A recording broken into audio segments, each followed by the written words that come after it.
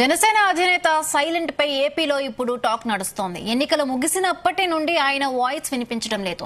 ఎన్నికల రోజు, ఎన్నికల తరువాత రాష్ట్రంలో జరుగుతున్న పరిణామాలపై ఇప్పటి వరకు పవన్ కళ్యాణ్ స్పందించలేదు. అల్లు అర్జున్ ఇష్యూలో కూడా ఆయన సైలెంట్ గానే ఉన్నారు. అల్లు అర్జున్ ఇష్యూలో కూడా ఇంటర్ఫీర్ కాలేదు. మాచర్ల ఎపిసోడ్ పై కనీసం ఖండన కూడా ఇవ్వలేదు పవన్ కళ్యాణ్. మిత్రపక్షం టీడీపీ నేతలపై దాడి అయినా రియాక్ట్ కాలేదు. టాలీవుడ్ ను కుదిపేస్తున్న బెంగళూరు రేవ్ పార్టీపై కూడా ఎలాంటి రియాక్షన్ లేదు. దీనిపై ఏపీ పాలిటిక్స్ లో నేతలు కూడా రకరకాలుగా చర్చించుకుంటున్నారు.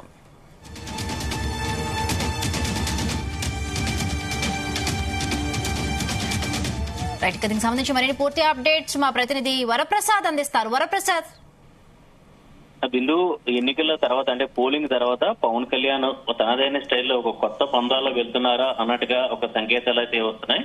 ఇది దాదాపు చూస్తే కనుక ఈ నెల 13వ తేదీన పోలింగ్ జరిగింది. 14వ తేదీన వారణాసిలో ప్రధాని మోదీ నామినేషన్ కు పవన్ కళ్యాణ్ హాజరయ్యారు. తర్వాత నుంచి కూడా చూస్తే కనుక రాష్ట్ర వ్యవహారాలు, అటు రాజకీయ వ్యవహారాలు కావచ్చు, లేదంటే ఇతర వ్యవహారాల మీద కూడా పెద్దగా పవన్ కళ్యాణ్ అయితే స్పందించలేదు. ముఖ్యంగా కేవలం ఒక రైతుకు సంబంధించిన సమస్య, కాలువలు బాగు చేసి కృష్ణా గోదావరి డెల్టాల్లో కాలువలు బాగు చేయాలని చెప్పి కూడా ఇరిగేషన్ శాఖ విజ్ఞప్తి చేశారు. తర్వాత మేజర్ ఇష్యూస్ ఏదైతే ఉన్నాయో, ఇటు ఏపీలో ఏదైతే పోస్ట్ పోల్ లో తలెత్తిన హింసాత్మక ఘటనలు, టీడీపీ అభ్యర్థులపైనే హత్యాయత్నాలు జరిగాయి. ఇలాంటి ఘటనలు ఎందుకంటే జనసేన టీడీపీకి మిత్రపక్షంగా ఉన్నప్పటికీ కూడా ఆ వ్యవహారంపై పవన్ కళ్యాణ్ అయితే స్పందించలేదు. అదేవిధంగా చూస్తే కనుక ఇంకొక పెద్ద ఇష్యూ ఏదైతే మెగా ఫ్యామిలీలోనే ఒక చీలిక ఉందా అన్నట్టుగా ఒక పరిణామాలు అయితే తలెత్తాయి. అల్లు అర్జున్ నేరుగా వైసీపీ అభ్యర్థికి మద్దతు తెలపడం, దాన్ని నాగేంద్రబాబు ఖండించడం, ఇవన్నీ కూడా ఏదైతే చాలా కీలకమైన పరిణామాలు చోటు చేసుకున్నాయి. దానిపై కూడా పవన్ కళ్యాణ్ కూడా స్పందించలేదు. అది ఇతర ఇష్యూస్ చూస్తే కనుక ఇప్పుడు ప్రస్తుతం టాలీవుడ్ ను ఏదైతే బెంగళూరు రేవ్ పార్టీలో డ్రగ్స్ వినియోగం వ్యవహారం మళ్ళీ కుదిపేస్తుంది. అలాంటి ఇష్యూస్ కూడా జోలికి కూడా పవన్ కళ్యాణ్ ఎక్కడ వెళ్ళలేదు. పూర్తిగా ఒక దాదాపు చూస్తే కనుక 10-11 రోజుల నుంచి కూడా పవన్ కళ్యాణ్ ఏ విషయం కూడా స్పందించలేదు. అదేవిధంగా చూస్తే కనుక పవన్ కళ్యాణ్ అధికారిక ట్విట్టర్ ఖాతాలో కూడా ఈ నెల 11వ తేదీన పద్మశ్రీ అవార్డులకు సంబంధించిన ప్రధాని తీసుకుంటున్న నిర్ణయాలను కీర్తిస్తూ కూడా పవన్ కళ్యాణ్ పోస్ట్ చేశారు. గతంలో పద్మశ్రీ అవార్డులు రాజకీయంగా ప్రకారం ఇచ్చారు. ఇప్పుడు ప్రస్తుతం ప్రధాని మోదీ హయాంలో నిజమైన వారికి గుర్తింపిస్తానని చెప్పి కూడా మే 11వ తేదీన కూడా ఆయన ట్విట్టర్ లో పోస్ట్ చేయడం జరిగింది. ఆ తర్వాత ఎక్స్ లో పోస్ట్ చేశారు. తర్వాత ఇప్పుడు చూస్తే కనుక పవన్ కళ్యాణ్ ఎక్కడ కూడా అధికారికంగా రాలేదు. దీనికి సంబంధించి పవన్ కళ్యాణ్ సన్నిహితులు కావచ్చు, లేదంటే పార్టీ వర్గాల నుంచి అందుతున్న ఒక సంకేతం ప్రకారం చూస్తే కనుక పవన్ కళ్యాణ్ ప్రస్తుతానికి అయితే గెలుపుపై పూర్తిగా ధీమాగా ఉన్నారు.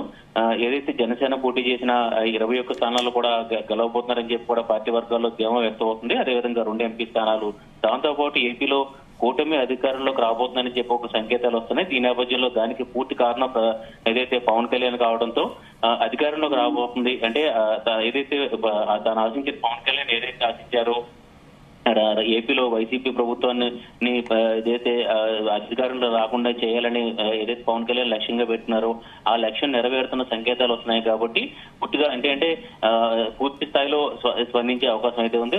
దీంతో పూర్తిగా కొద్ది రోజుల పాటు సైలెంట్ మెయింటైన్ చేసి ఫలితాల నాటికి మాత్రమే, ఏదైతే ఎన్నికల ఓట్ల లెక్కింపు సమయానికి మాత్రమే పవన్ కళ్యాణ్ ఈ వ్యవహారాలపై స్పందించే అవకాశం అయితే కనిపిస్తుంది. ఈలోపు చూస్తే కనుక పరిణామాలు చూస్తే కనుక మరొక 10 రోజుల్లోనే కౌంటింగ్ జరగబోతుంది. దీనికి సంబంధించి కూడా చూస్తే కనుక రాజకీయ పార్టీలు ఎక్కడికెక్కడ సమావేశం అవుతున్నాయి. ఇప్పటికే చూస్తే కనుక వివిధ ప్రాంతాల్లో ఏదైతే కొంత రిలాక్స్ కోసం వెళ్ళిన నాయకులంతా కూడా తిరిగి వస్తున్నారు. ముఖ్యంగా కౌంటింగ్ లో చాలా జాగ్రత్త చర్యలు తీసుకోవాలి. ఎందుకంటే వైసీపీ కొన్ని అక్రమాలకు పాల్పడే అవకాశం ఉంది కౌంటింగ్ సందర్భంగా. ఈ నేపథ్యంలో ఏజెంట్లకు పూర్తి స్థాయిలో శిక్షణ ఇవ్వాలి. అదేవిధంగా ఇతర అంశాలు, ఎందుకంటే జనసేన పార్టీకి సంబంధించిన కొంత అనుభవజ్ఞులైన వాళ్ళకి కూడా కావాల్సిన నేపథ్యంలో వారందరినీ కూడా సమావేశం చేసుకోవాలి. ఈ రాజకీయ వ్యవహారాలన్నీ కూడా నాగేంద్ర బాబే చక్కబెట్టే అవకాశం అయితే కనిపిస్తుంది. అయితే పవన్ కళ్యాణ్ అయితే దీనికి సంబంధించి కూడా ఇంకా పిలుపునివ్వకపోవడం అనేది కూడా కొద్దిగా ఆసక్తికరంగా, ఇంట్రెస్టింగ్ గా మనం చెప్పుకోవచ్చు. మొత్తం ఏదైతే ప్రస్తుతం అవుట్ ఆఫ్ కంట్రీ ఏదైతే ఆయన అటు రష్యా లేదంటే దుబాయ్ లో ఆయన తీరుతున్నారని చెప్పి కూడా ఆయన సన్నిహితుల ద్వారా తెలుస్తుంది.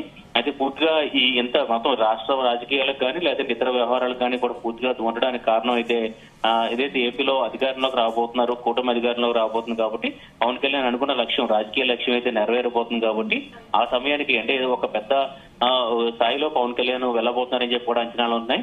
ఏదైతే ఆంధ్రప్రదేశ్ లో ముందుగా పవన్ కళ్యాణ్ ఉప ముఖ్యమంత్రి అవుతారని చెప్పి కూడా సంకేతాలు వస్తున్నాయి. అది కాకుండా ఏపీకి ఎన్డీఏ చైర్మన్ గా కూడా పవన్ కళ్యాణ్ ఉంటారని చెప్పి కూడా ఒక సంకేతాలు గానీ ఒక ఊహాజాల గానాలు అయితే వస్తున్నాయి. ఈ నేపథ్యంలో పవన్ కళ్యాణ్ అయితే పూర్తి స్థాయిలో అంటే ఫలితాలపై పూర్తిగా ధీమా ఉండటం వల్లే ఈ వీటిపై ఎక్కడా కూడా స్పందించట్లేదు. ఎందుకంటే ఇక్కడ గతంలో కంటే భిన్నంగా వ్యవహరించాలని చెప్పి కూడా పవన్ కళ్యాణ్ భావిస్తున్నారు. కాబట్టి ఎలాంటి విషయాలు వరుసగా జరుగుతున్న ఏపీ జరుగుతున్న పరిణామాలపై ఎక్కడ కూడా పవన్ కళ్యాణ్ స్పందించట్లేదని చెప్పి కూడా అర్థమవుతుంది.